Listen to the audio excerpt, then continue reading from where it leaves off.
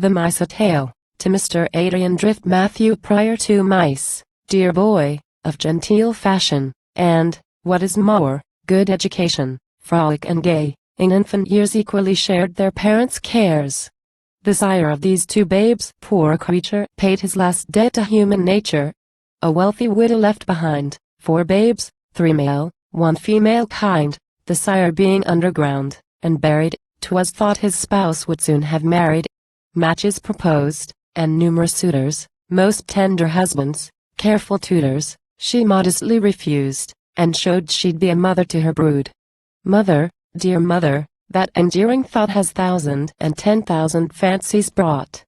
Tell me, oh, tell me, thou art now above, how to describe thy true maternal love, thy early pangs, thy growing anxious cares, thy flattering hopes, thy fervent pious prayers, thy doleful days, and melancholy nights, cloistered from common joys, and just delights. How didst thou constantly in private mourn, and wash with daily tears thy spouse's urn?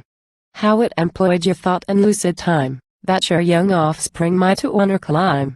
How your first care, by numerous griefs suppressed, under the burden sunk, and went to rest? How your dear darling, by consumption's waste, breathed her last piety into your breast? How you, alas, tired with your pilgrimage, bowed down your head, and died in good old age? Though not inspired, oh, may I never be forgetful of my pedigree or thee, ungrateful howsoe'er, may single quotenti I forget to pay this small yet tributary debt, and when we meet at God's tribunal throne, own me, I pray thee, for a pious son. But why all this? Is this your fable? Believe me, Matt, it seems a bauble. If you will let me know this intent on single quotee, go to your mice, and make an end on single quotee. Well then, dear brother, as sure as Hootie's sword could swaddle, 2 mice were brought up in 1 cradle.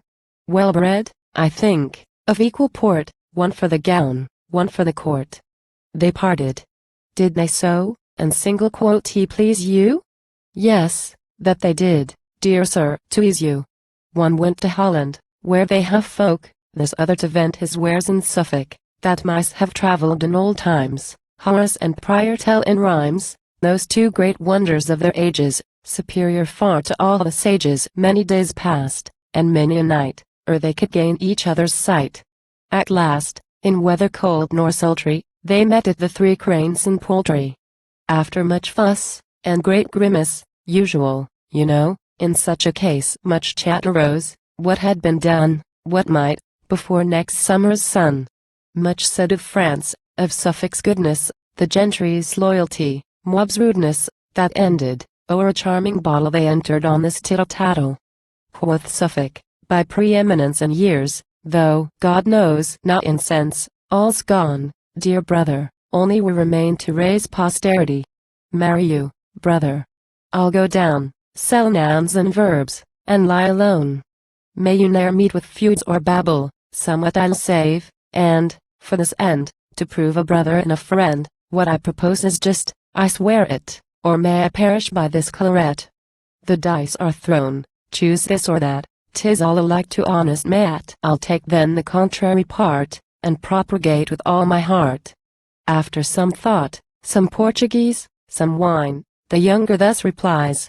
Fair are your words, as fair your carriage, let me be free, drudge you in marriage. Get me a boy called Adrian. Trust me I'll do for single quotee what I can. Home went, well pleased, the Suffolk Tony, heart free from care, as purse from money, resolving full to please his toddy, he got a spouse, and jerked her body. At last, when teeming time was come, out came her burden from her womb. It proved a lusty squalling boy. Doubtless the dad's and mammy's joy. In short, to make things square and even, Adrian he named was Dick Stephen. Matt's debt thus paid, he now enlarges, and sends you in a bill of charges a cradle, brother, and a basket, granted as soon as e'er I asked it. A coat not of the smallest scantling, frocks, stockings, shoes, to grace the bantling. These, too, were sent, or I'm no drubber. Nay, add to these the fine gum rubber. Yet these won't do, send this other coat, for faith the first's not worth a groat. Dismally shrunk, as herrings shotten, supposed originally rotten. Pray let the next be each way longer, of stuff more durable, and stronger. Send it next week, if you are able. By this time, sir, you know the fable. From this, and letters of the same make, you'll find what 'tis to have a namesake. Cold in hard times, sir, here, believe it. I've lost my curate, too, and grieve it. At Easter, for what I can see, a time of ease and vacancy, if things but alter, and not undone, I'll kiss your hand, and visit London. Molly sends greeting, so do I, sir. Send a good coat, that's all. Goodbye, sir.